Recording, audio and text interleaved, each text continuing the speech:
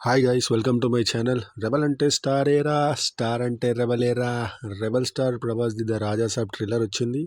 అది ఎట్లుందంటే మస్తు ఉంది. నేను నిజంగా ఎక్స్పెక్ట్ చేయలే అసలు.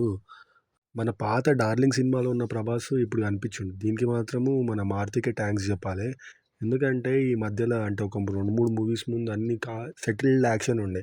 మధ్యలో కల్కి వచ్చింది కానీ అందులో కూడా ఫుల్ ఫ్లెజ్డ్ కామెడీ రోల్ ఏం చేయలేదు. కానీ ఈ ట్రైలర్ చూస్తే మాత్రం నాకు తెలిసి ఒక 70-80% కంప్లీట్ కామెడీ ఉండేటట్టుంది. ఒక కామెడీ కూడా మొత్తం ప్రభాస్తోనే చేయించేటట్టు కనిపిస్తుంది. అండ్ హారర్ ఎలిమెంట్స్ వచ్చేసరికి గ్రాఫిక్స్ అవన్నీ చాలా బాగున్నాయి. మధ్యలో క్రొకడైల్‌ని మాత్రము అదేదో బొమ్మని ఇట్లా ఎగిరేసినట్టు అనిపించింది. అది తప్ప మిగతా అంతా మస్తు అనిపించింది. మధ్యలో ఒక్కసారి 'సలార్' ప్రభాస్ కూడా వచ్చి ఇట్లా వెళ్ళిపోతాడు ఆ కత్తి పట్టినప్పుడు. అండ్ బీజీఎం మస్తుంది. తమనన్న మంచి ఫ్లోలో కనబడుతుండు. లైన్‌గా హిట్సే పడుతున్నాయి ఆయనకు కూడా.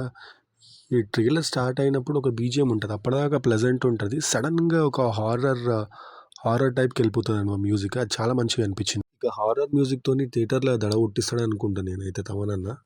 ఈ ట్రైలర్ చూసిన తర్వాత నాకెందుకో 1000 క్రోర్స్ కేక్ వాక్ లాగా అనిపిస్తుంది. ఈజీగా కొట్టేస్తది మంచి పాజిటివ్ టాక్ వస్తే మాత్రము.